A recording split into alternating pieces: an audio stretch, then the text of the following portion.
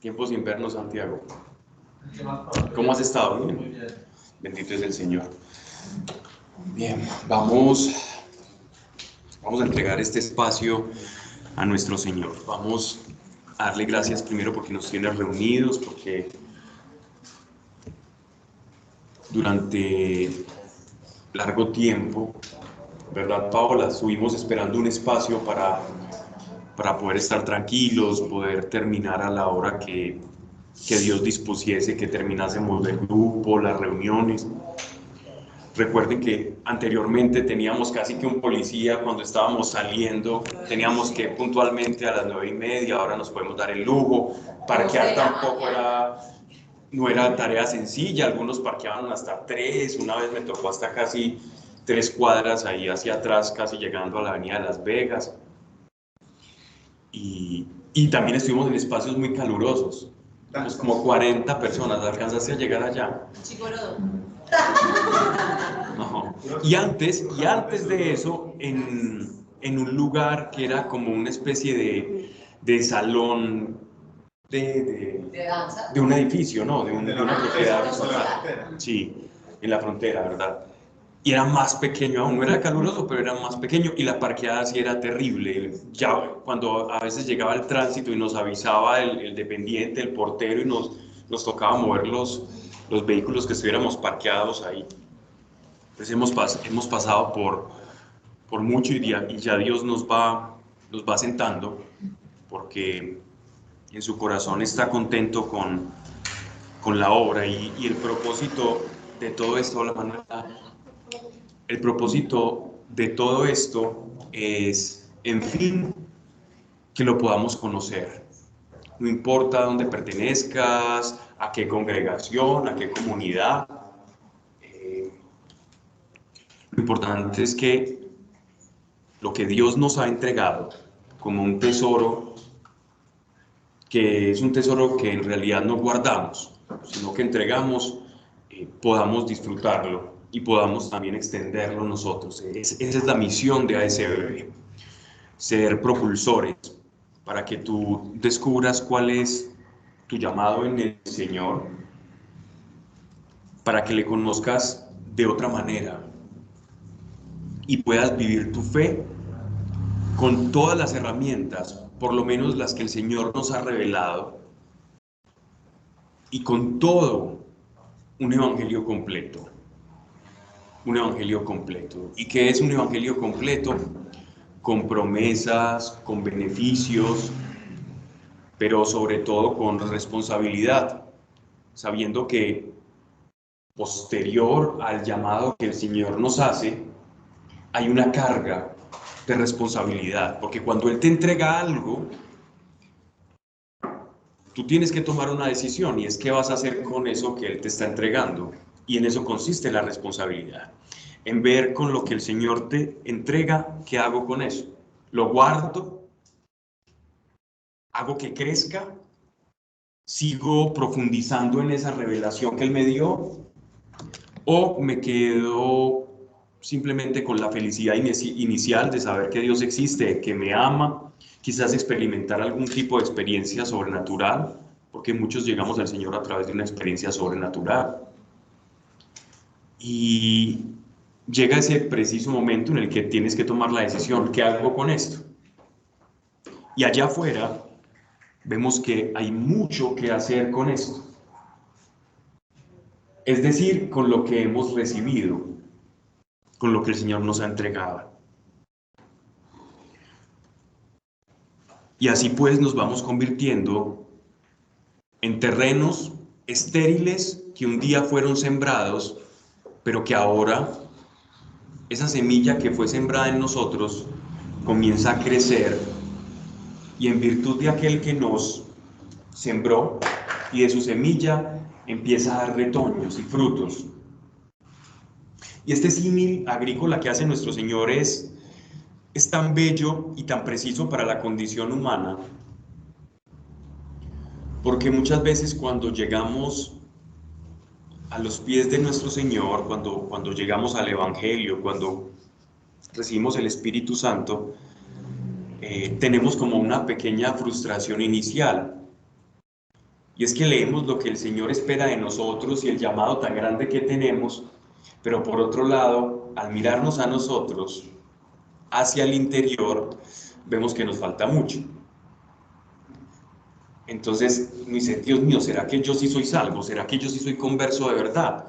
Si a mí todavía me hablan y me provoca responder con 3 piedras en la mano y lapidar al que me quitó el sueño, al que no hizo lo que yo pretendía, al que me decepcionó, me provoca literalmente molerlo a palo. Todavía tengo inclinaciones a hablar en contra del otro, a murmurar, a mirar de manera incorrecta a los demás, sea cual sea la manera incorrecta que tú te imagines, ¿no? Y eso puede traer una pequeña frustración, pero no olvidemos que nosotros somos una semilla y toda semilla tiene crecimiento y un árbol no se hace de la noche a la mañana. En el momento en que se siembra ya no es un árbol que da frutos. El árbol, la semilla poco a poco va saliendo del capuchón, se va transformando a través de los nutrientes y va... Ah, que por cierto, esta charla la dio Daniel el año pasado en cuarentena, ¿cierto? Los frutos. De los frutos. Que sí dice el hombre. Pero no olvidemos, más allá de la enseñanza de que nosotros recibimos esa semilla, no olvidemos, no pasemos de largo algo, y es el proceso de semilla a árbol y a dar frutos.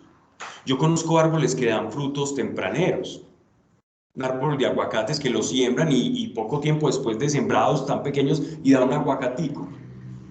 Y después de un tiempo no da más. Y bueno, ¿qué le pasó al aguacate? Fue que dio un fruto prematuro, ¿verdad? Pero todavía le falta crecer y cimentarse, que sus raíces crezcan.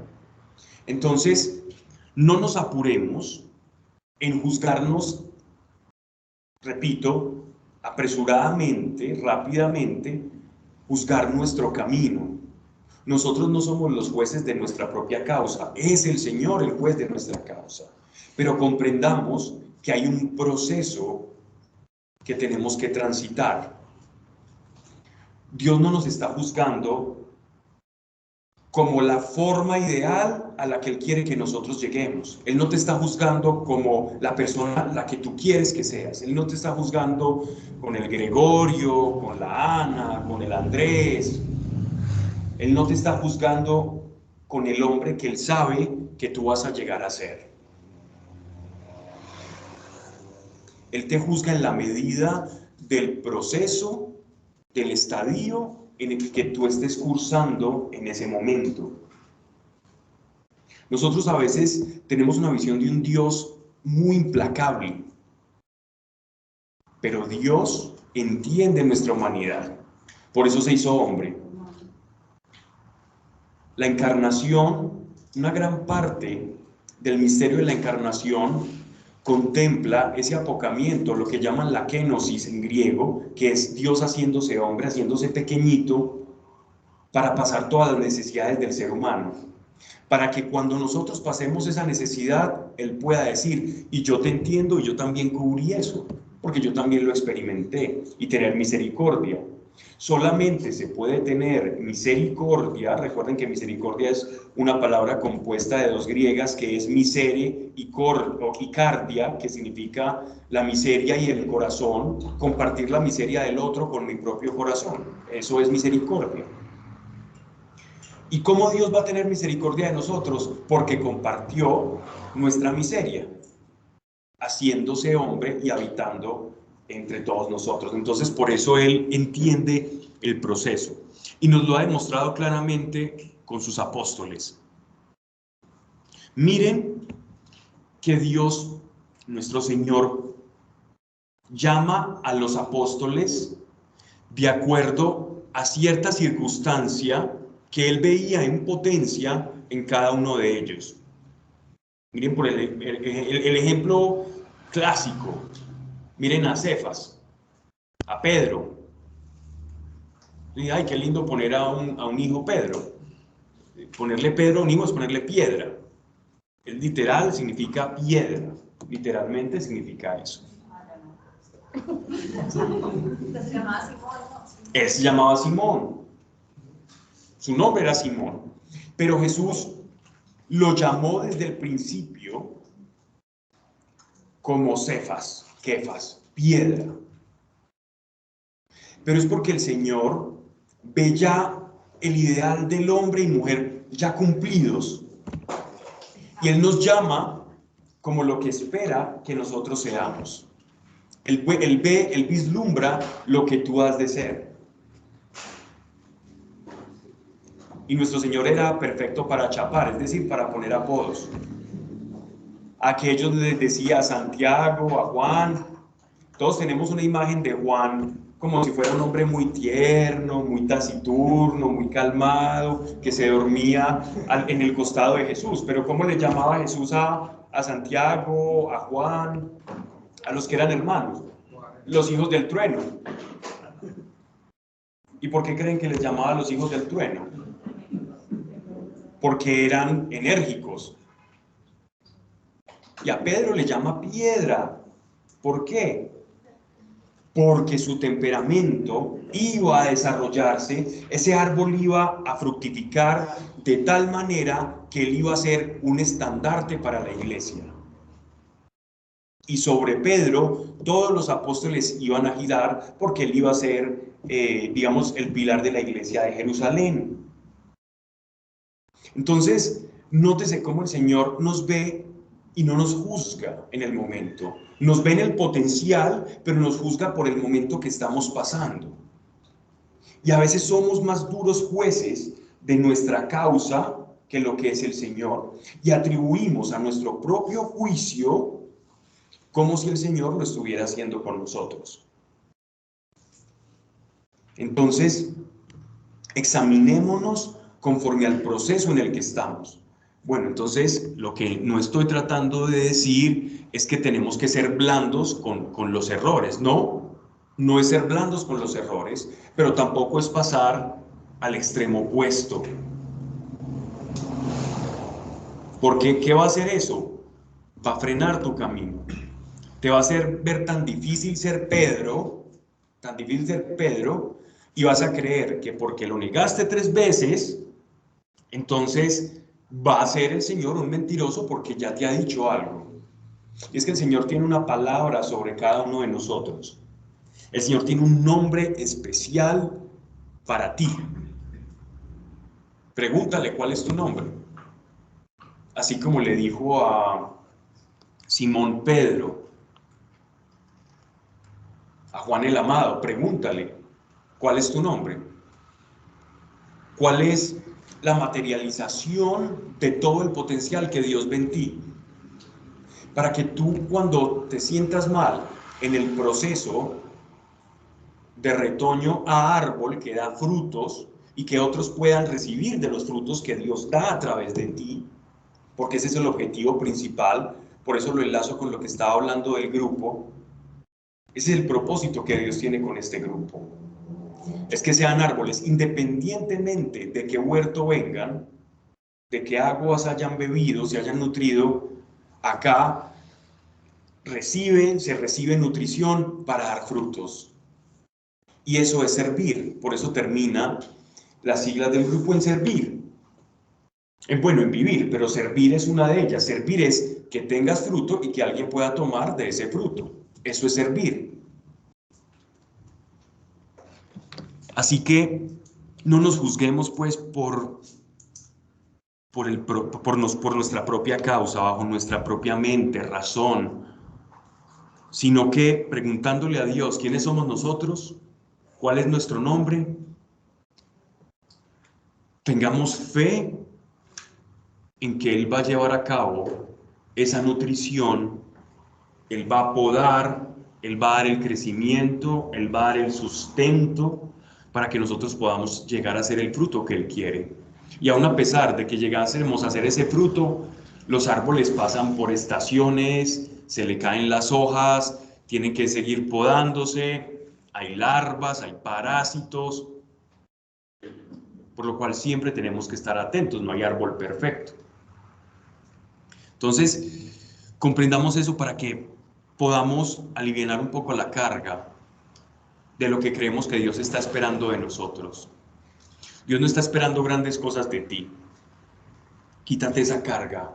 Dios no está esperando grandes cosas de ti. Dios está esperando hacer en ti.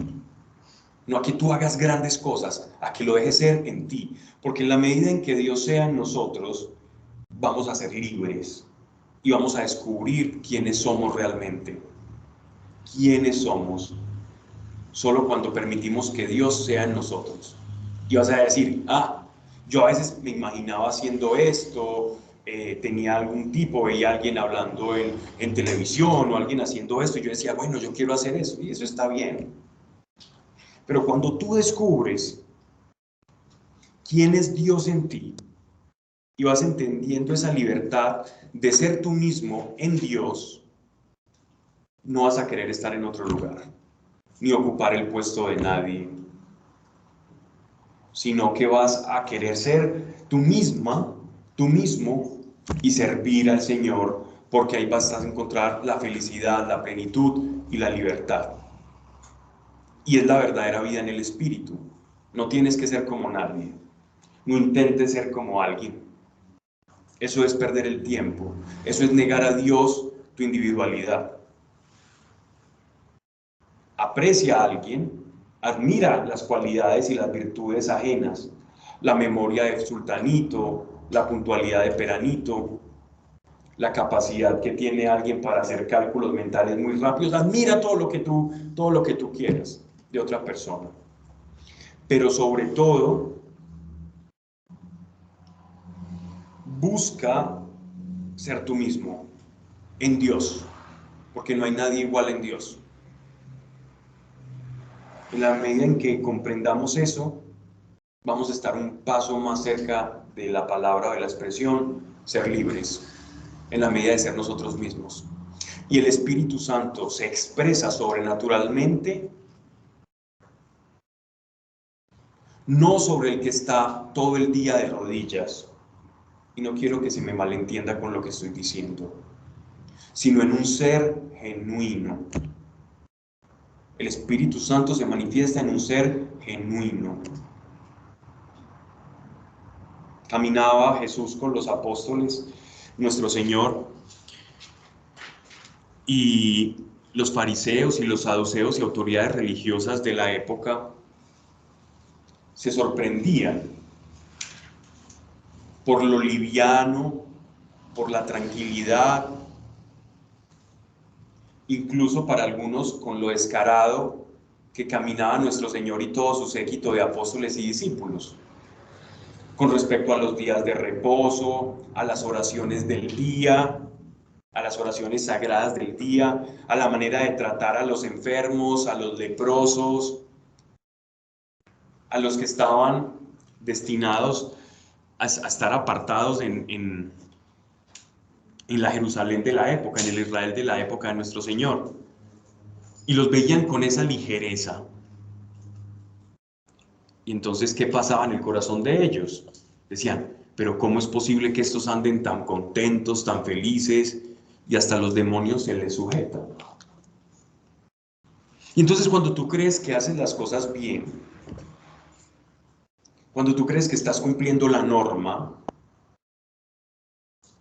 cuando tú madrugas, te esfuerzas, estudias, y de pronto ves que curiosamente hay alguien en clase, a recordar los viejos tiempos de universidad, que se la pasa de vagales, que no hace nada, que nunca presenta una tarea. Y de pronto, tú que haces las cosas por lo menos bien, esto no me pegaba a mí, pero sé que a muchos les pegaba. De pronto llamaban a ese sinvergüenza con una nota en 5. Y es más, cuando el profesor lo llamaba, ni le importaba que se había sacado un 5. Y tú estabas allí esperando a que dieran tu nombre y te va bien, pero te importa mucho eso y a este otro no. ¿Por qué? Entonces eso puede ocurrir dos cosas en ese corazón. Pueden ocurrir dos cosas. La primera es admiración por esa persona y decidir, voy a ver cuál es su truco, voy a ver qué es lo que pasa, ¿será que estudia y aquí se hace el fresco? Aquí se hace la zanahoria, la lechuga y de pronto es que se la pasa estudiando y quiere dar como otra impresión. O la otra, que es lo que generalmente se suscita en los corazones, es que comiences a envidiar. La envidia tiene una característica muy específica. Es una admiración invertida. Es una admiración invertida. Así como el miedo es una fe invertida, es la certeza de que lo malo te va a pasar, eso es el miedo. Tengo lo malo, eso malo me va a pasar. Eso es una fe invertida. Y la fe es, eso bueno me va a pasar, ¿cierto? De la misma manera, la envidia es una admiración invertida. Por lo tanto es, yo quiero que lo que le pase a ese me pase a mí. O sea, yo quiero ser esa persona. Yo quiero arrebatarle eso a esta persona, porque esa persona lo tiene y no yo. Y de eso debemos cuidarnos mucho, de ese aspecto del corazón. Y miren que cuando tú transformas la envidia en admiración, le estás quitando una llaga a tu alma impresionante. Transforma tu envidia en admiración y vas a ver lo que vas a lograr tan impresionante.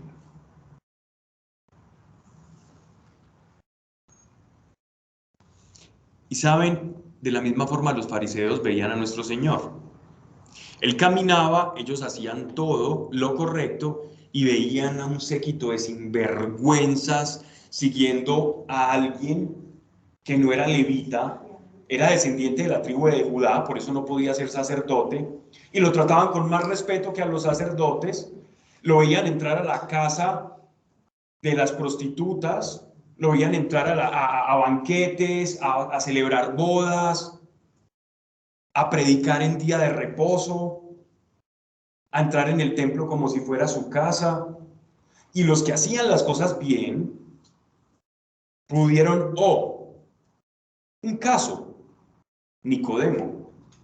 Nicodemo era sacerdote, era del Sanedrín, por lo menos. Pero Nicodemo, él sí se convirtió. Obvio. ¿Cierto que sí? Sí. Ay, sí, yo la amaba. Sí, es muy lindo, pues, porque en medio de ser tan judío, él tenía como ese tema con eso en su corazón, como que sabía, pero no le podía muchas cosas. Y sufría, pues. Dos casos. Nicodemo. Otro caso, los sacerdotes fariseos que se le acercaron a decirle que él hacía las cosas por obra del demonio y no por obra del Espíritu Santo. Ellos también. Eran sacerdotes. Sí. Entonces, ¿qué ocurre? Tenemos el caso de aquel que convirtió eso que le suscitó Jesús en admiración, y por eso va a escucharlo, y aquellos que por envidia lo calumniaron. Porque la envidia tiene una faceta, la faceta de experimentarla y quedarte con tu corazón roto y con una llaga en el corazón, y la otra, pasar de la llaga a expresar lo que sale de una llaga, ¿cierto? A ensuciar y a manchar con el contenido de esa llaga al otro y mancillar su nombre. Tú puedes tomar esas dos acciones, o la de Nicodemo o la de los fariseos que fueron a reclamar a nuestro Señor por lo que hacía. Entonces, ¿qué buscaba nuestro Señor? Buscaba que cada uno fuese genuino, y a través de ese ser genuino vamos a expresar la mayor cualidad de acción del Espíritu Santo en nuestra vida, ser nosotros mismos. Eso es lo que el Señor está buscando en ti. Si a alguien le va bien, pues admite, le va bien y admira eso. Y si te cae muy mal, di, bueno, será por pura gracia, pero ahí ya hiciste algo, pero ahí ya cambió algo. Conozco unos casos, pero pues, no voy a poner a citar de aquellos que hacen todo mal y les sale todo bien. Y me dice, Dios mío, tu gracia existe. Y si yo no creo en la gracia, es impresionante, es impresionante. Casos muy cercanos, casos muy cercanos. Y no puede ser esto no puede ser verdad, Señor, la gracia existe.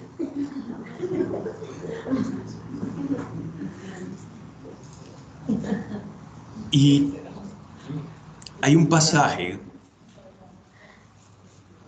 en el que se nos advierte del futuro de la iglesia respecto al mundo judío. Y es que la iglesia va a ser, y la palabra que se usa es incluso podría ser del mismo nivel, el mundo judío envidiará a la iglesia. Porque cuando tú crees que lo has hecho todo bien y llegan unos paganos sinvergüenzas del extranjero que no tenían nada que ver, que no estuvieron exiliados 3 veces, que no tuvieron diferentes diásporas, que no los persiguieron los alemanes en la Segunda Guerra Mundial, y de repente están en una casa, llega un predicador, aceptan a Jesús y reciben todo lo que aquellos han querido toda la vida en una sola oración o en un retiro espiritual o por la oración de alguien, en un desayuno, en un almuerzo, en un lugar agradable. Eso puede suscitar o admiración de Nicodemo o la envidia de los fariseos. Pero todo ello, para empezar en Apocalipsis, que estamos viendo Apocalipsis, ese es uno de los ingredientes cuando escuchamos guarda sobre toda cosa tu corazón, o sobre toda cosa guardada. Guardada es algo que yo atesoro. Muchas veces se repite eso, pero cuando se dice sobre toda cosa guardada, guarda tu corazón, es sobre todo lo que tú atesores. Atesora sobre todo eso tu corazón. Porque el corazón es lo que Dios va a utilizar para poderse manifestar, tu corazón. Y el corazón genuino es el campo de acción ilimitado para que Dios actúe. Entonces tú vas a experimentar la gracia de una persona, porque a veces la pregunta es, bueno, Dios, ¿y por qué actúas? Parece que actuarás más en unas personas que otras, parece. A veces es solo apariencia. Pero la respuesta a esto es muy simple. Porque esa persona es más cercana a lo que Dios quiere que sea y es genuino. Y tu juicio de ser genuino muchas veces puede ser el tiempo de oración que pasa, cuán sus rodillas tienen llagas por todos los esfuerzos que ha hecho para alcanzar a Dios, y eso no necesariamente es así. Simplemente deja que Dios actúe en tu corazón, ten un corazón genuino y Dios se va a expresar de manera más poderosa en tu vida y de tu vida hacia los demás. Es una manera de guardar el corazón. El guardar el corazón contempla más cosas de las que estoy diciendo, pero esto es una forma de hacerlo, de cuidar el corazón, ¿vale? Entonces vamos a invitar a nuestro Señor y vamos a comenzar con el texto. Padre, gracias Dios por lo que tú revelas, por lo que nos enseñas. Dios, ayúdanos a transformar la envidia en admiración. Padre eterno, tú que eres bueno y conoces, Señor, nuestro camino, ayúdanos a conocer cuál es nuestro nombre, cuál es el nombre por el cual tú resumes o sintetizas nuestro potencial, así como le dijiste a Pedro, así como le dijiste a los del trueno, así como tú llamas a tus amigos con un nombre que nos dice de la manera en que tú nos ves, para que en momentos de dificultad, de flaqueza, de tropiezo, podamos vernos como tú nos ves y nuestra fe sea avivada, Señor.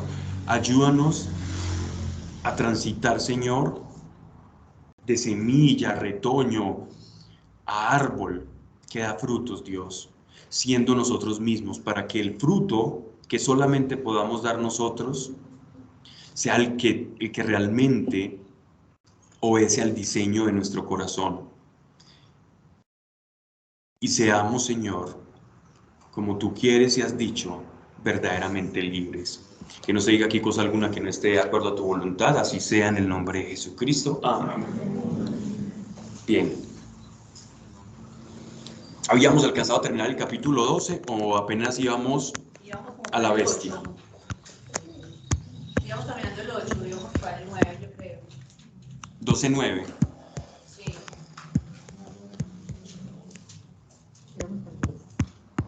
Qué bien. Me gustan esos que tienen las Biblias rayadas, es lo mejor. Cuando yo veo una Biblia rayada me da una alegría en el corazón, de verdad.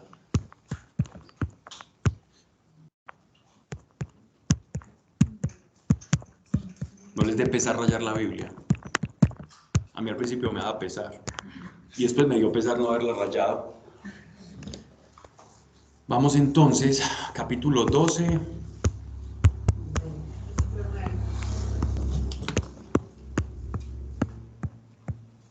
Tengo un montón de anotaciones acá. Verso. Listo. Vamos desde el versículo 7. ¿Listo? Vale, ¿les parece? Bueno, recuerden que estamos viendo en el texto de Apocalipsis 12 un pasaje que es una analogía que ha generado, no está de más decirlo, algunas controversias en cuanto a su interpretación, precisamente porque saber quién es esta mujer misteriosa de la visión del apóstol Juan.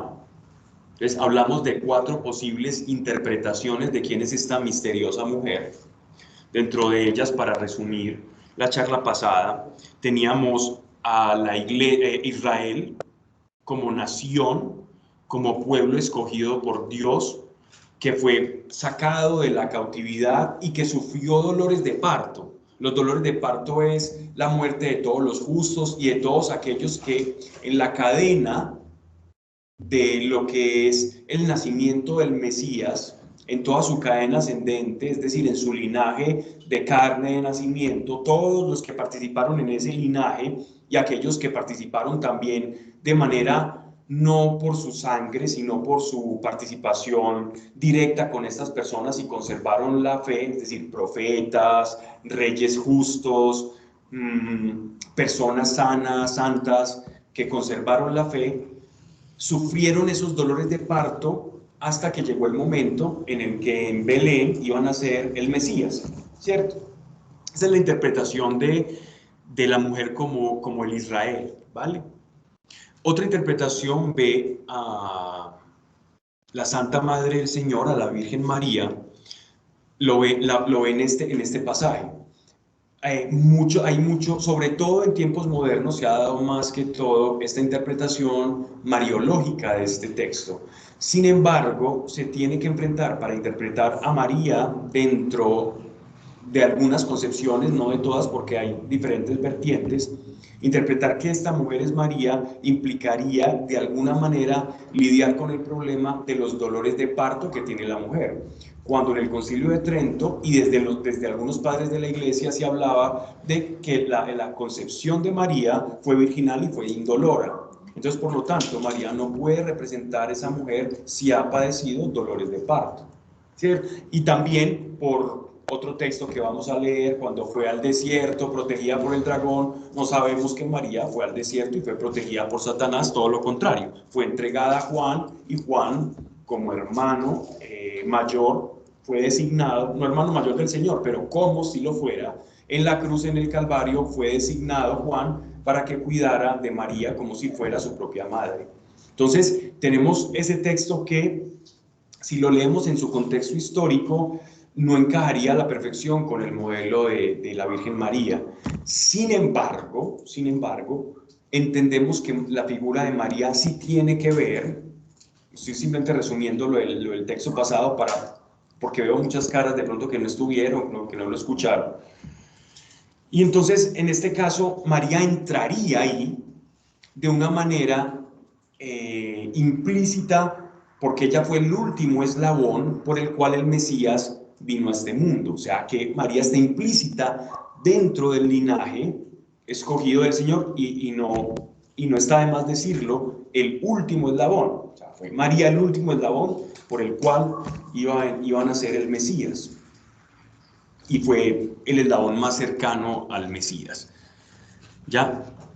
Y otra interpretación digámoslo así, como más sacada de contexto, es ver a María respecto a la constelación de la Virgen, o sea, de Virgo, la constelación de Virgo, ver que a través de ciertas conjunciones planetarias, entonces, cada cierto tiempo y ciertos ciclos nos está hablando de un tiempo específico, que si yo sé leer las estrellas y ver estos planetas y cómo está la constelación de Virgo, entonces vamos a saber más o menos interpretar cuándo se estaría acercando el tiempo del fin. Pero eso está completamente desvirtuado porque aquí se nos habla claramente de las persecuciones, de la bestia, y entonces ya sería empezar a ver qué planeta, qué cometa, qué tipo de asteroide o cosa por allá cósmica se asemeja a un dragón, a una bestia, y empezar a forzar en exceso el texto. Pero hay quienes también lo afirman. Entonces,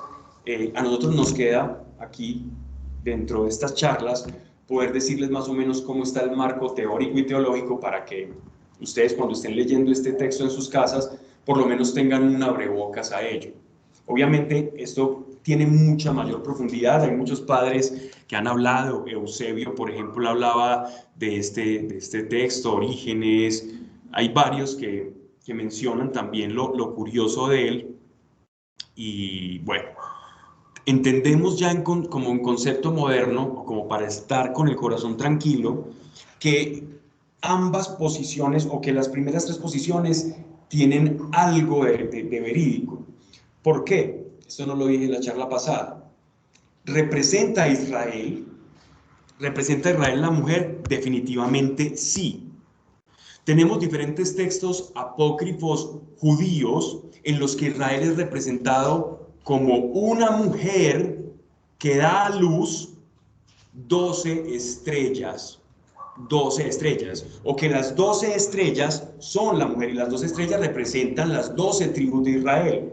Pero ojo, porque estamos hablando de Juan en el Nuevo Testamento, hablándonos de Israel y la persecución de la bestia, y hablándonos de la resurrección de Cristo, como lo leímos en la charla pasada, lo cual quiere decir que ya no nos está hablando solamente del Israel que fue alimentado en Egipto, que Dios sacó de Egipto, sino que nos está hablando del Israel espiritual.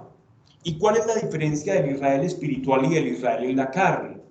Y es que el Israel en la carne es todo aquel que nace de estas 12 tribus por efecto de nacimiento biológico, porque guarda la genética de Judá, de Benjamín o de alguno de ellos, pero que su corazón no es judío. Ese es un Israel según la carne. Pero el Israel según el Espíritu es aquel que, creyendo, cumple las promesas y se adhiere al pacto que Dios hizo con el pueblo judío en el Sinaí, los 10 mandamientos. Aquel que adhiere a ese pacto es Israel espiritual. Y Jesús dice en su última cena que este es el nuevo pacto.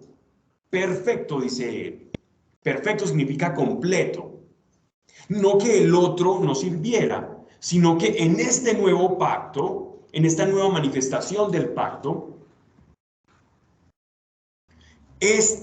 no es que la antigua queda sin efecto, sino que se perfecciona en el nuevo pacto, en la nueva alianza, con su muerte, con su sangre, con su cruz, con su pasión. Él perfecciona ese pacto y nos hace ingresar a nosotros los creyentes a el pueblo de Israel y nos hace una sola nación. Así que Jesús nos va a ver a nosotros como su Israel.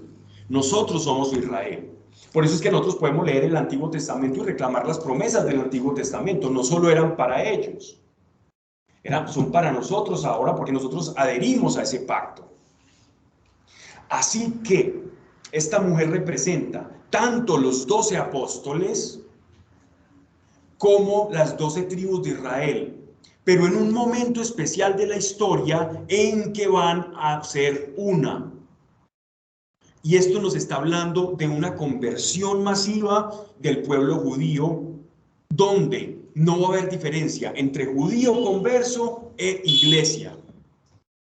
Y esto no es un invento de Pablo Velázquez, esto es algo que esperamos nosotros los creyentes desde hace mucho tiempo, y es que el pueblo de Israel, los que cumplen el pacto, que no conocen la misericordia y que hay un pacto perfecto sellado con su sangre, que se unan a ese pacto, que perfeccionen, o sea, que lleguen a la segunda fase de la manifestación del Mesías, que no se queden esperando un Mesías que ya llegó, pero y cuando eso ocurra, esta mujer va a ser perfeccionada.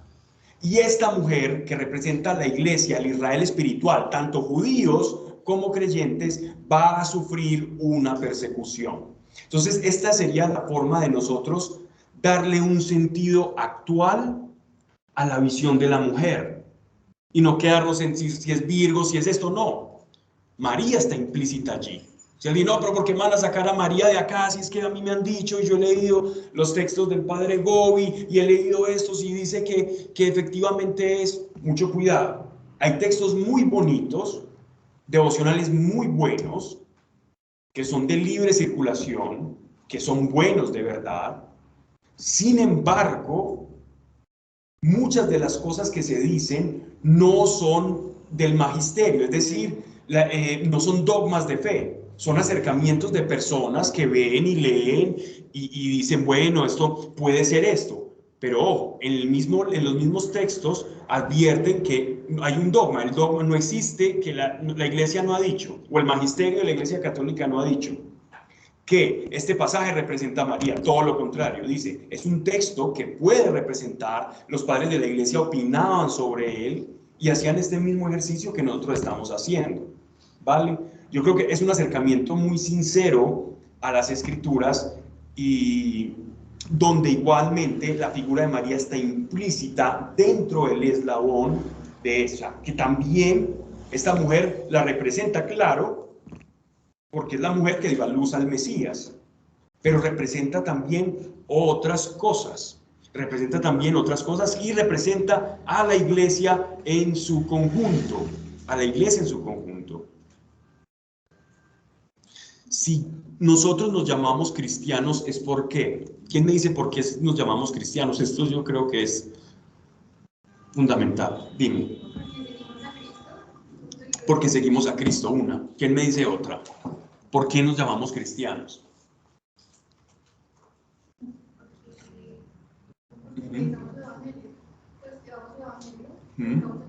O sea, lo seguimos y hacemos sus... Ok.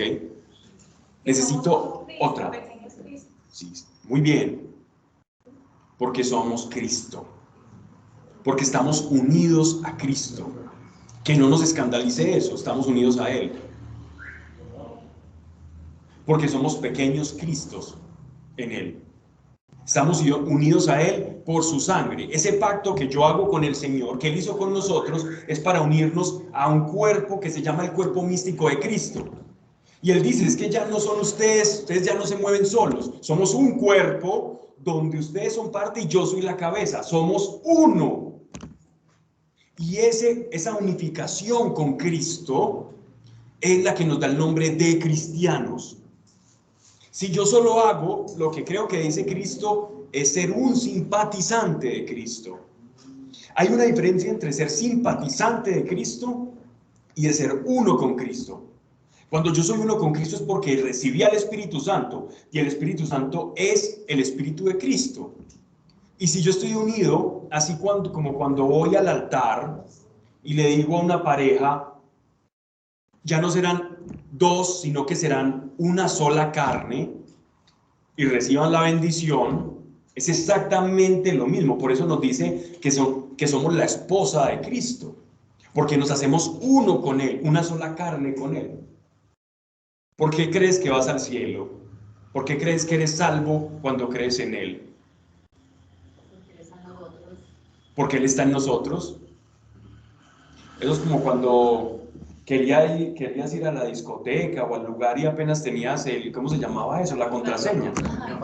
Y de repente pasabas con alguien que tenía por ahí alguna suerte de ventaja con el dependiente o con el administrador del local y pasabas de largo. Nadie le pregunta nada, ni los gorilones de la entrada. Literalmente así es que vamos al Señor. Ah, este es sellado. Pase. Y los ángeles que están con espadas así no pueden hacer nada, porque si te lo hacen a ti, se lo hacen al Cristo. Pablo. ¿Quién me habla? Yo. Ya. Y Dios también nos ve a nosotros, o sea, como a Cristo, ¿cierto? O sea, Él no nos ve a nosotros como somos nosotros, o sea, sí, pero como a través de Jesús, ¿cierto? Cierto, muy cierto. Tenemos un montón de Jesucitos para Dios, pero para nosotros Cristo. Cuando dice que nosotros estamos bañados con su sangre, ¿recuerdan un pasaje en Éxodo? Un pasaje en Éxodo que es muy controversial y ha sido malinterpretado por algunas, digámoslo, para ser benevolentes por algunas denominaciones. Hay un pasaje en el Éxodo donde dice, y en Génesis también está, en la sangre está la vida, ¿cierto? ¿Lo han leído? Dice que en la sangre está la vida y por eso los judíos no consumen nada sangroso y ellos tienen un tipo de preparaciones para sus alimentos, también un corte especial para las carnes, para poder vertir toda la sangre en recipientes y que quede sin nada de sangre y hacer un corte por el hueso femoral y tienen un estilo, a ese tipo se le denomina el kosher, que es buscar cumplir la ley a través de la alimentación, ¿cierto? Y no ofender a Dios a través de la misma. Y la sangre en este caso, como la vida está en la sangre, para ellos, nosotros cuando bebemos de su sangre, comemos de su cuerpo, lo único que estamos haciendo es ratificando esa unión espiritual que tenemos con Él. Porque la vida de Cristo está en nosotros. Y esa es una unión, llamémosle mística, porque pues así se le ha tratado a través del tiempo. Místico viene de misterio, ¿no? De misteriosa, porque no entendemos cómo ocurre, pero experimentamos sus efectos. Vale, entonces, todo esto cabe dentro de la interpretación. Cuando nosotros como iglesia estamos siendo perseguidos, es a Cristo a quien persiguen. Es a Cristo. Cuando te persiguen, cuando te calumnian, cuando... Oh, dime. Cuando tú dices comemos de su sangre y bebemos de sus cuerpos, no solo te refieres al sacramento eucarístico, ¿o sí? No solamente me refiero a... Cuando él se hace pan... Claro, porque por ejemplo sí, correcto, cuando él es el maná del cielo, cuando este hombre que estaba en su crucifixión, que les han puesto que dimas y gestas y les ponen nombre, cuando estaba este hombre en la crucifixión, este hombre no estuvo en el banquete eucarístico, no estuvo en él, y sin embargo tomó de su sangre y comió de su cuerpo. Bien, entonces vamos, ya me perdí, pero... No, vamos para las 7. O lo que hablaba era de la iglesia como tal, de que nosotros estamos unidos. Una pregunta para la Nos está grabación. escuchando.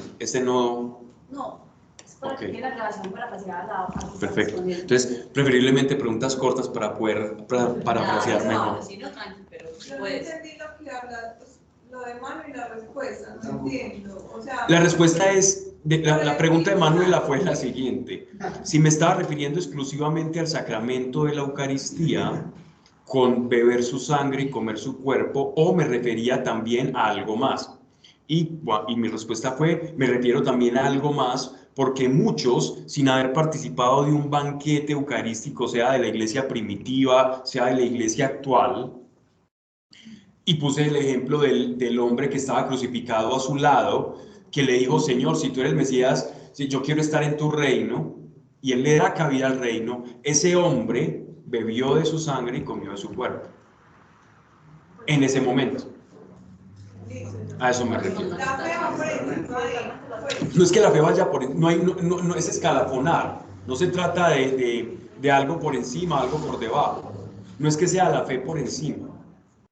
La fe es necesaria para siempre. La fe es un ingrediente necesario, no es ni más ni menos. O sea, si yo tengo el Espíritu Santo adentro, es por fe que lo creo, más no porque hay algo que físicamente tenga que pasar. El Espíritu Santo es el el sello de los salvos.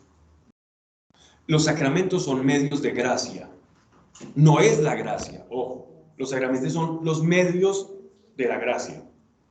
¿Qué es un medio? Una escalera es un medio, un martillo es un medio. Yo puedo martillar, bueno, con esta parte metálica del celular que tengo acá, yo podría martillar y desembalarme, ¿cierto? Artificiosamente yo podría utilizar esto en caso tal de no tener un martillo, o tener un medio para clavar, que es un martillo, o un serrucho para cortar, o sacar un documento, una cédula, una tarjeta de crédito y cortar algo, abrir una puerta con la tarjeta, con esa tarjeta, o utilizar una llave. Son medios para un fin, pero no son el fin. Los sacramentos son medios para la gracia, pero no son la gracia, ni te dan la gracia. Son medios. ¿Cómo decir que medios son?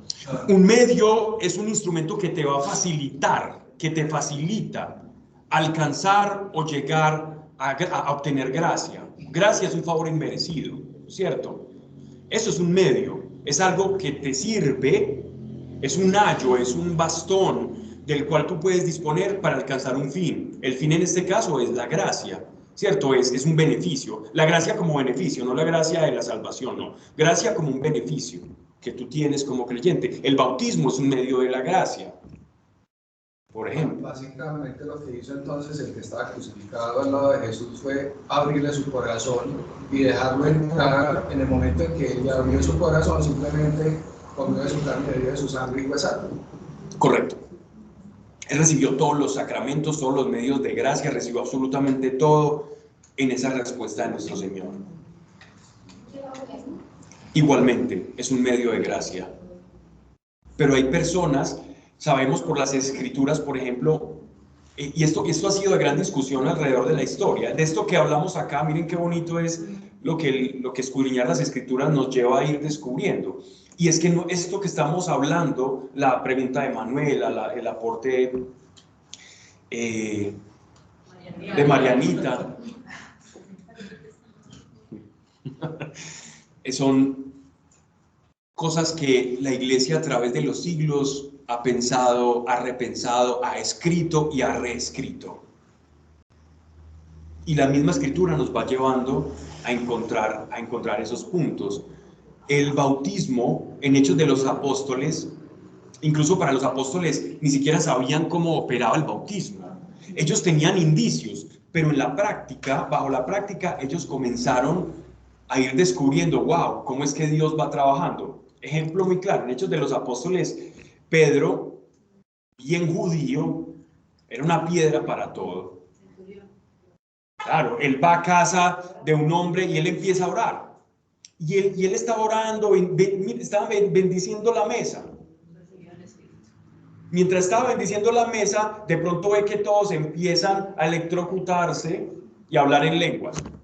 Cuando digo electrocutarse es pues que empezaron a tener una manifestación extática del Espíritu Santo. Y empezaron a hablar en lenguas y Pedro decía, ¿yo qué hago acá? Ahora, ¿cómo les digo a todos los de Jerusalén, si nosotros siempre hacemos el paso 1, 2 y 3 y estos recibieron el 2 sin el 1? Ay, Dios mío, ¿usted por qué me puso en ese aprieto? Entonces yo me imagino a Pedro de camino a Jerusalén, a hablarle a la congregación, ¿cómo les digo que esta gente, que eran paganos, lo único bueno que hacían eran dar limosnas, no habían hecho nada, no habían cumplido la ley, y simplemente cuando yo estaba haciendo la bendición de la mesa, todos recibieron el Espíritu Santo? ¿Qué voy a hacer? ¿Qué es esto? Entonces él llegó y dijeron, Dios mío, estos no se han bautizado. Entonces llegaron allá, fue a Jerusalén y le dijeron, vea, no importa, reciban el Espíritu Santo y después que se bauticen. Después que se bauticen, no pasa nada, que reciban otra gracia. Pero eso les llevó a ellos a darse cuenta que Dios, si bien es de principios, las fórmulas le quedan pequeñas. Dios es de principios, no de fórmulas. Tengo dudas porque aquí dice que él impuso las manos a ellos ahí en el momento. Claro. Porque yo no era de bautizarme, pues yo no era así, pues como, pues no tenía como el poder como de hacer muchas cosas, hasta que me bauticé. Después de bautizarme 3 meses, pues estoy, no puedo así, pues es poder, es como dominio propio. Literal es eso. Entonces, pero antes, fue después de que recibí el Espíritu Santo. Correcto. Es que tú estás describiendo bueno, eso sí, digamos que podrías, pero eso sería un principio. Sin el Espíritu Santo nada podéis hacer, por eso lo dijo él, es un principio. Cuando recibimos el Espíritu Santo, sí va a pasar eso, se transforma en un principio, y es que nosotros por nuestra propia cuenta no podemos hacer nada. Más que una regla, es un principio. Y efectivamente, cuando Pedro hace la imposición de manos, ellos reciben eso. Pero él no se esperaba que eso iba a ocurrir. Él no esperaba que ellos iban a recibir el Espíritu, y él se va a Jerusalén. Más que la Biblia nos cuenta las cosas de una manera muy tranquila. Pero miren que nosotros, por ejemplo, un caso muy específico, el caso de Pablo, el apóstol, con Pedro. Sabemos quién era Pedro. Y Pablo nota ciertos comportamientos en Pedro. Él dice, esto como que no me parece. Y era Pedro versus Pablo, que cuestionaba a todo el mundo por su manera de proceder. Pues cuando digo su manera de proceder, es que se volcó completamente en sumisión al mundo gentil, y ahí descubrió su libertad. Él creía que su misión era predicarle a los judíos, pero él descubrió su libertad predicándole a los gentiles. Exhortó demasiado a los judíos. Sí, hasta que ya de su corazón no pudo más, y Dios dijo, es que, mire, yo lo tengo a ustedes para el mundo gentil. Ese mundo que usted tanto juzga es el que lo van a sustentar. Fueron los gentiles que lo cuidaron a él cuando tenía sus problemas oftálmicos, que él llegó a tener una infección en los ojos muy fuerte. Y él dice, incluso en una de sus cartas, que a él lo trataron como si fuera como si de un ángel se tratase. ¿Y quiénes eran? Puros paganos gentiles de los cuales él despotricaba antes. Entonces Dios, y ahí descubrió su libertad. Y si uno ve los mensajes que él da en sus cartas, los de agradecimientos, el 90% de los nombres son griegos. Se me asemeja mucho como cuando Dios le da uno a uno, te dije, yo no quería eso para mí, pues te pongo a hacer cosas en esos puntos que uno no quiere. Que uno no quiere, La claro. pasada. Sí. Veo pocas manos, Gina. Bien, Pablo de hecho quería predicar en Asia Menor. Pablo quería predicar en Asia Menor a los judíos, a las sinagogas judías de Asia, y él no quería ir a Roma, porque él sabía que en Roma eso era la podredumbre más grande del mundo. El esclavismo, la idolatría, todas las afrentas, blasfemias, todo eso él no quería. Y dijo, y el Espíritu Santo no se lo permitió. Pablo, pero claro que iba a decirle que... Ah, verdad. Pablo vio un comportamiento en Pedro que no le gustó, y es que él va y él dice, él fue personalmente a Jerusalén a hablar con Pedro. Después de que él recolecta un dinero por todas las iglesias, él va a Jerusalén y le dice a Pedro, oiga, señor, venga, aquí entre nosotros, usted es Pedro, y aunque yo soy apóstol, a usted es el único que no lo atacan por el apostolado, a mí me ataca todo el mundo.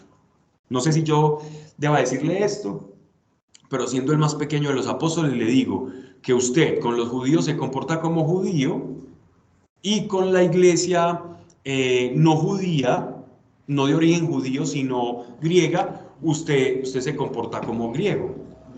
Cuénteme pues usted por qué está haciendo eso. Usted debe ser de un solo proceder, y que las personas se enteren qué piensa usted de la iglesia judía y qué piensa usted de la iglesia griega. Y lo exhortó. O sea, Pablo exhortó a Pedro, y eso está ahí escrito. Y eso es tremendo, porque nosotros no sabemos cómo sea. Nos dice, Pablo medio nos cuenta la escena, pero esa escena debió de ser sentados ellos en oración, hablando y diciéndole, y yo creo que a Pedro eso no le cayó muy bien. A Pedro no le cayó muy bien eso, pero sabía que Pablo tenía la razón. Y si hay un ingrediente, y aquí va el dato, si hay un ingrediente, uno, que no está en las escrituras, no está explícito, pero está implícito, sobre quienes tienen el Espíritu Santo es que son buscadores de la verdad. Un verdadero hijo de Dios, nacido de nuevo, que ha recibido el Espíritu Santo, va a querer la verdad por encima de tener la razón.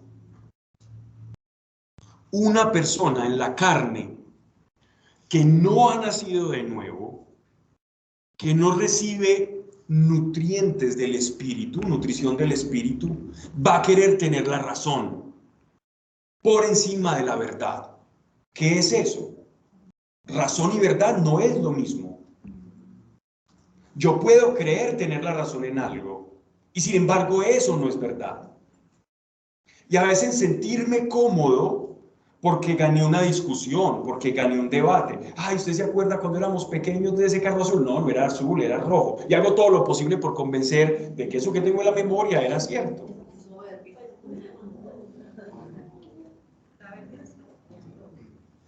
Querer tener la razón por encima de querer la verdad. Eso es un ingrediente fundamental para reconocer que alguien no tiene buenas migas con el Espíritu Santo, o que si tiene el Espíritu Santo no lo está dejando actuar, no le está dejando hacer su trabajo. Porque lo primero que hace el Espíritu Santo en nosotros es ponernos un deseo, un anhelo ferviente por conocer cuál es la verdad, en todo. ¿Y saben por qué? Jesús nos lo anunció. Él nos dijo: y yo les enviaré el Espíritu que los guiará ¿a dónde? A la verdad. Entonces, si yo no estoy siendo guiado a buscar la verdad, entonces ¿quién me está guiando? ¿Mi ego o el Espíritu?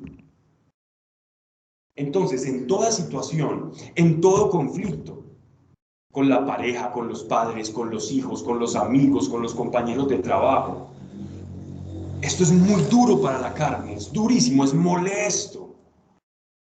Pablo y Pedro tuvieron que vivir esa situación. Pedro tuvo que decir: no, hombre, no, es que con ellos es muy difícil, e intentar justificarse. Claro que afortunadamente Pablo no dijo que Pedro se justificó, porque Pablo sí las iba cantando. Él dijo que lo recibió, que él fue y lo dijo a Jerusalén. Pero entonces vemos, y Pedro dijo: yo quiero la verdad. Este hombre me trajo verdad, que quizás yo no estaba viendo. Yo no estaba viendo, era un árbol lleno de frutos, pero tenía algo que le estaba impidiendo poder dar más frutos, porque no estaba siendo genuino, no estaba siendo genuino con su manera de pensar, con su manera de haber recibido la gracia. Santiago quizás sí era mucho más judío, pero Pedro ya entendía la gracia de una manera muy diferente y la predicaba. Y de hecho, después de eso viajaron juntos a Roma. No sabemos si viajaron juntos, pero compartieron Roma, estuvieron en Roma en el mismo tiempo. Y su muerte, la muerte de Pedro y Pablo, fue en espacios de tiempo muy cercana. Y dice la tradición que Pablo y Pedro murieron en Roma. Y la muerte de Pedro, pues dice la tradición, fue terrible. Entonces, ¿a qué va todo esto? A la iglesia, a ser genuinos y a lo que venimos aquí. Bueno, sigamos. Entonces, Apocalipsis. La verdad es ser honestos. Esa es si la verdad es ser honestos, es tu pregunta. Esa es la actitud con la que yo debo afrontar la búsqueda de la verdad. Más eso no es la verdad es la verdad. El ser honestos es la correcta actitud para poderla recibir. O sea, es la actitud que yo debo tener para recibirla. Si yo no soy honesto, yo lo único que voy a hacer es autoengañarme todo el tiempo. O querer tener la razón. Y qué pereza una persona que quiera tener la razón todo el tiempo. Pero qué bueno es compartir con alguien que quiera la verdad. Muchas de las peleas se originan o continúan las disputas, todas las escaramuzas que tenemos los unos con los otros, los pleitos. Es por una lucha por tener la razón. Oye, ¿cómo se cuando alguien tiene la verdad? Pues, si es verdad lo que la persona está diciendo o está actuando. No importa, no se trata de quién tiene la verdad o quién no. Se trata de que tú la quieras más de tener la razón. Es un principio, es una actitud. No es saber reconocer quién tiene la verdad y quién no. Eso es diferente. Lo que estamos hablando es la actitud frente a la verdad. Y la actitud frente a la verdad es no siempre querer tener la razón, porque es querer tener la razón no siempre va de la mano de la verdad. A veces yo puedo querer tener la razón, saber que la tengo y estar a la par de la verdad. Es decir, lo que yo creo y quiero tener la razón es verdad. ¿Vale? Pero más bien quita la actitud de querer tener la razón y busca más bien quiero caminar en verdad. Porque la razón es la manera en la que el ego se siente cómodo, ese falso yo que quiere tener la razón y sentirte superior. Mas cuando tú anhelas la verdad, te vas a dar cuenta de que esa superioridad no existe. O sea, la humildad es la verdad, es la búsqueda de la verdad. Pablo, pero es que la verdad, o sea, la verdad es Jesús, ¿no? Y Jesús es la palabra de Dios, o sea, como que la Sí, pero palabra... estamos hablando de una verdad teológica y supernatural, pero yo me refiero a una verdad como una situación de una pelea de pareja.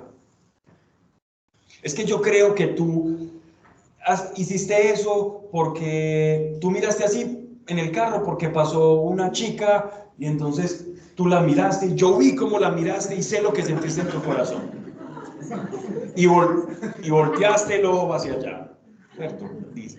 Y yo sé porque te conozco que volteaste la mirada allá y torciste ojo, ojicontentismo crónico, ¿cierto? Y entonces una pareja ficticia te dice, no, es que acaso usted está en mí para saber que yo miré allá porque pasó un carro, pasó una moto muy bonita, me llamó la atención. No, es que yo lo vi. Entonces, tú quieres, en realidad no quieres tener la razón, pero quieres confirmar lo que estás sintiendo. No quieres tener la razón porque para ti no sería bueno que una pareja ande mirando de ojo y contento por ahí. Sin embargo, ojo, y aquí viene el punto, tú quieres tener la razón en tu percepción. Esa es otra verdad muy diferente a la verdad absoluta del Señor, es la verdad. Sí, yo me estoy refiriendo a razón versus verdad. Entonces, ¿qué pasa? Toca, en este caso, si tienes una pareja y tienes votos de confianza, la pareja, tú estás con una pareja porque confías. Si tú estás con una pareja en la que no confías, ten cuidado, ¿no? Ten cuidado. Porque uno está con una persona es porque confía. Si estás en desconfianza, cuidado. O puede ser problema tuyo, pues porque realmente la otra persona ha dado qué hacer para desconfiar. Sin embargo, para no irnos por ese terreno, me estoy refiriendo a la verdad en esos términos. Pero un buscador de la verdad, ¿qué haría en esa situación? Escucha a la otra persona, confía y dice, bueno, yo quiero la verdad. Me dices que eso es tuyo. Yo confío porque estoy contigo por esa confianza. Y esa es la búsqueda de la verdad. Y en esa actitud de buscar la verdad, muchos conflictos se van a apaciguar. Muchos conflictos. Un buscador de la verdad y no solo un buscador de tener la razón. Vale, ¿cómo estamos de tiempo? Tenemos como 20 minutos. Ok. Sigamos entonces. Apocalipsis, capítulo 7. Capítulo 12, verso 7. Hubo una batalla en el cielo. Esto es bien interesante. Este cielo se está refiriendo al cielo atmosférico. ¿Vale? Miguel y sus ángeles peleaban con el dragón. En Apocalipsis se nos han mencionado otros ángeles, ¿verdad? Que presupuestamente identificamos como Uriel, como Miguel, como Rafael, pero no se nos dicen sus nombres. El único nombre angélico que vamos a ver en los 22 capítulos del Apocalipsis es el nombre de Miguel, quien como Dios. Ese es el significado de Mijael, quien como Dios. Entonces, dice, hubo una batalla en el cielo, Miguel y sus ángeles peleaban con el dragón. y peleó el dragón y sus ángeles. En algunos textos no van a leer dragón, sino serpiente. ¿Vale? En todas dice dragón. En algunas dice serpiente. En todas dragón. Ok. Y peleó el dragón y sus ángeles, y no pudieron triunfar, ni fue hallado su lugar en el cielo. Este suceso se está refiriendo a dos tiempos diferentes, ¿vale? Si nosotros leemos el libro de Enoc, es un libro apócrifo, pero es un libro apócrifo que tiene cierto carácter o matiz especial. Primero, en la iglesia etíope es canónico. En la iglesia cristiana etíope, ellos lo tienen dentro de su canon bíblico. Tienen los textos nuestros más el libro de Enoc y lo consideran como un texto inspirado por el Espíritu Santo. La iglesia, por lo pronto, considera que es un libro hagiográfico, es decir, que tiene un matiz de inspiración, pero no es canónico. De él no podemos desprender doctrinas, pero sí nos va a aclarar ciertos pasajes del Antiguo y del Nuevo Testamento. Ejemplo, la carta de Judas cita el libro de Enoc, segunda de Pedro cita el libro de Enoc, y Judas lo cita textualmente, incluso lo parafrasea. Y si la carta de Judas es un texto inspirado, eleva este libro de Enoc a cierto grado de inspiración, no canónica, pero que vale la pena darle una escudriñada. Entonces, miren que en este texto habla de cómo fue esta batalla celestial y cómo una tercera parte del cielo cae, pero esta batalla se da acá, no en el cielo, en la casa de Dios, este es cielo atmosférico. Y peleó el dragón y sus ángeles y no pudieron triunfar ni fue hallado su lugar en el cielo. Fue arrojado el dragón grande, la antigua serpiente, o sea, Satanás, ¿no? Bueno, llamado Diablo y Satanás. Diablo, Satán, es el adversario, el calumniador, el padre de la mentira. Dice, que extravía a toda redondez de la tierra, que extravía a toda redondez de la tierra.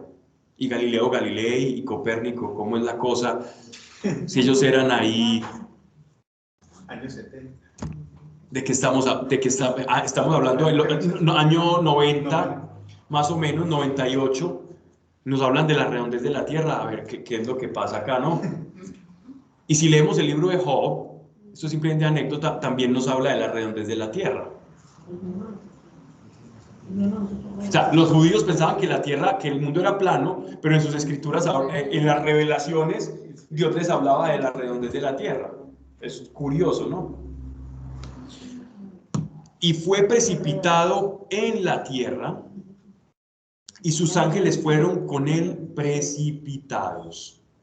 Este pasaje está en perfecta conjunción. Si no encuentran esta redondez de la tierra en sus Biblias, lo van a ver en el libro de Job, que en Job sí está claramente en todas.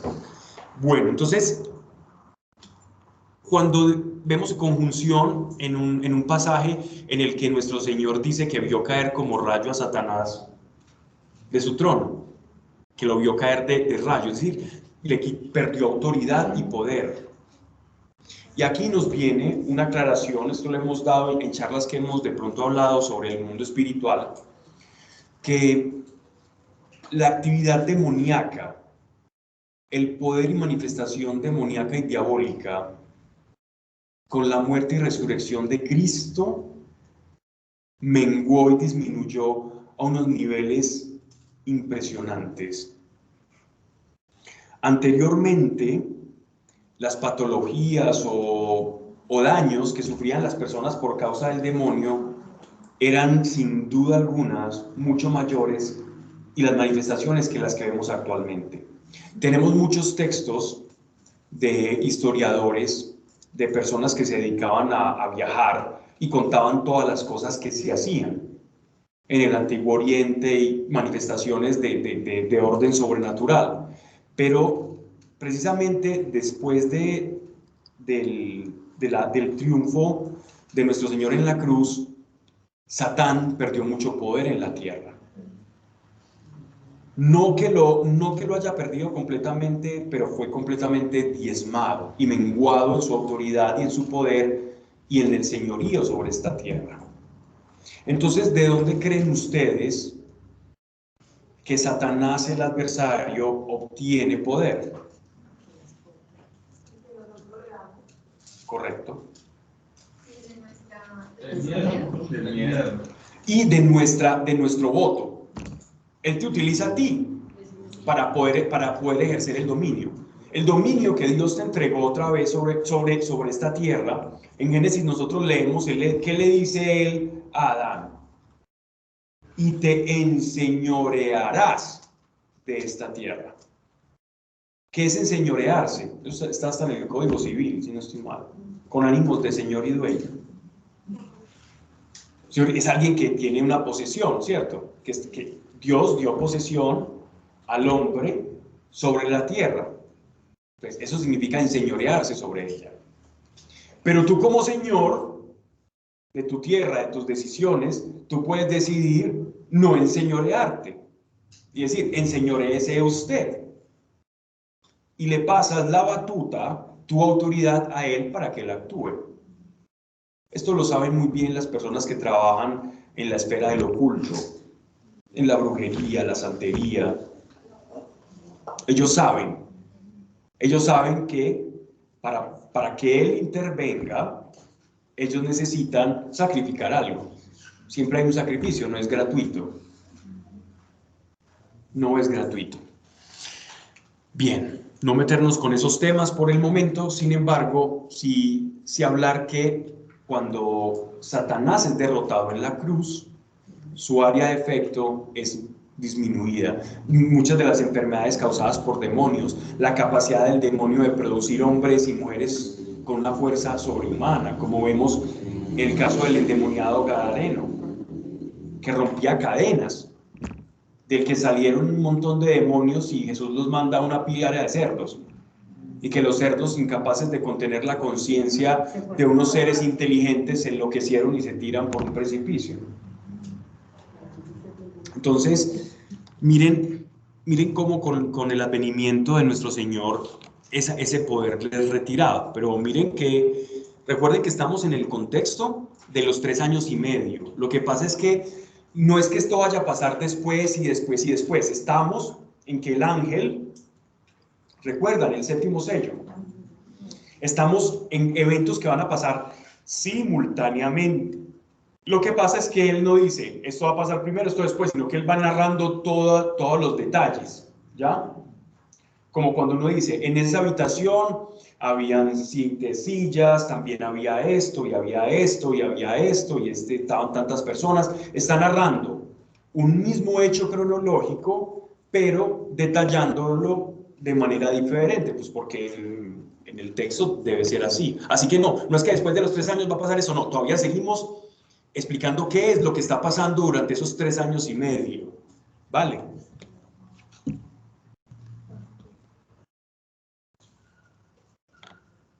Fue arrojado el dragón grande, la antigua serpiente llamada Diablo y Satanás, que extravía toda la redondez de la tierra y fue precipitado en la tierra, o sea, acá en esta tierra. Y sus ángeles con él fueron precipitados. Oí una gran voz en el cielo que decía, ahora llega la salvación, el poder, el reino de nuestro Dios y la autoridad de su Cristo. Porque fue precipitado el acusador de nuestros hermanos, el que los acusaba delante de nuestro Dios de día y de noche.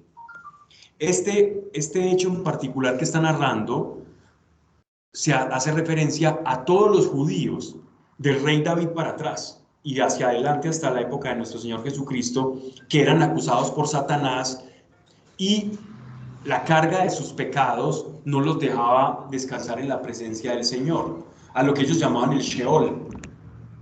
Entonces, cuando nosotros leemos que Jesús, en la carta de Pedro, después de morir, él fue a los infiernos, cuando dice, antes que subió, él bajó al Hades, significa que él fue a llevarle esta noticia, fue a llevarle la salvación a aquellos que estaban expectantes y que ya cuando se le retiró el señorío a Satanás para acusarlos, ya no teniendo acusador, ellos daban gracias de poder estar en la presencia de Dios.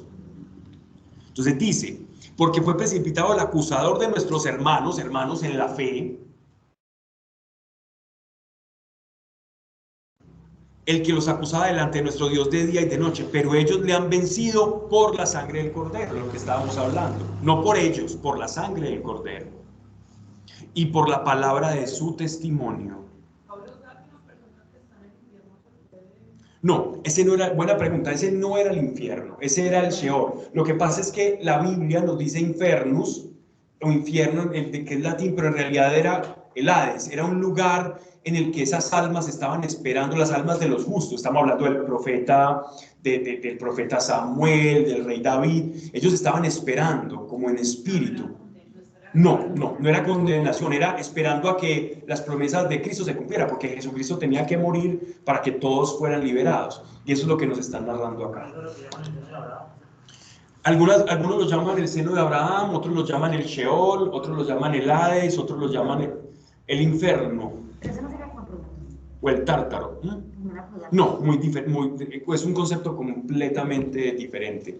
O sea, como un sitio de reposo. Era un sitio de expectación, pero también molesta. Era como cuando, digámoslo así, tú estás en una sala de espera, sin dolor, en un banco, con una fila muy larga. Y estás en un banco y van pasando los numeritos y tú dices, ay, estoy en el 97 y van en el 4. Y tú estás en esa sillita como que no es muy cómoda, pero tampoco es muy incómoda. Son súper cómodas. De una entidad bancaria diferente a Bancolombia. Claro, pero entonces las personas que... De unos bancos de otro país.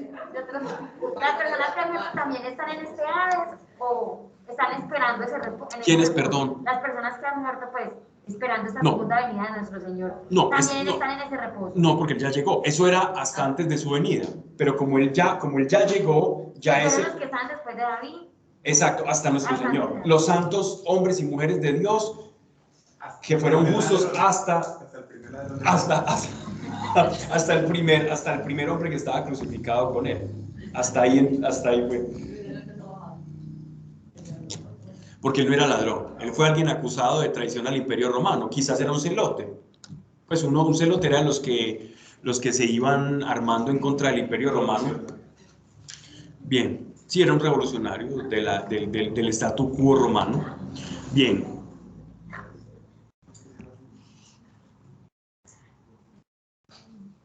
Antes, para que no se me duerman, dice... Ok.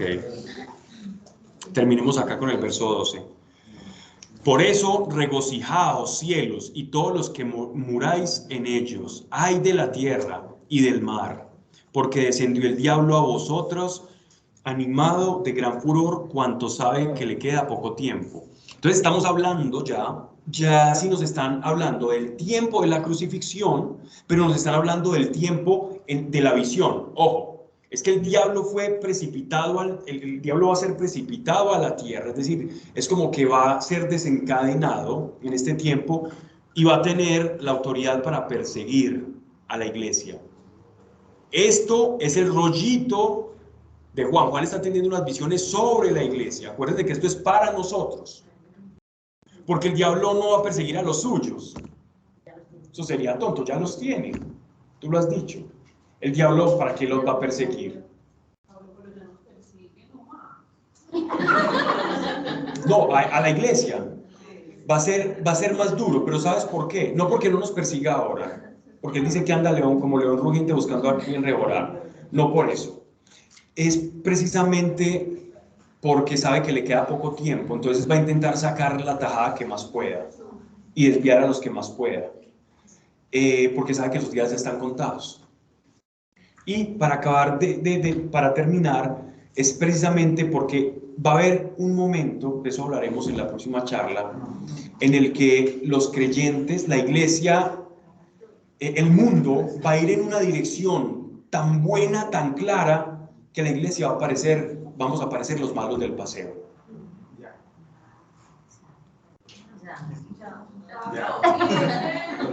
Si ese diablo persiguiendo la iglesia será lo que la justicia o el anticristo Lo va a hacer a través de 3 figuras. La pregunta de Mariana es que de qué forma lo va a hacer Satanás, ¿cierto? Lo va a hacer de 3 formas. Primero, de forma espiritual, una influencia espiritual. Después, a través de algo que se llama la bestia. La bestia está representada por diferentes naciones con poder, ¿cierto? Y por el falso profeta y el anticristo.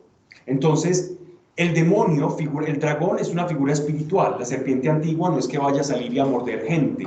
La serpiente antigua va a entrar en los corazones y va a hablar a los corazones. De esos corazones va a formar un ejército que sí va a ser material, es decir, un ejército de personas con un falso profeta, que vamos a hablar qué es el falso profeta, con una bestia que está representada en diferentes cabezas y diferentes cuernos, que vamos a hablar qué es esa bestia, quién puede ser esa bestia, y también el falso profeta.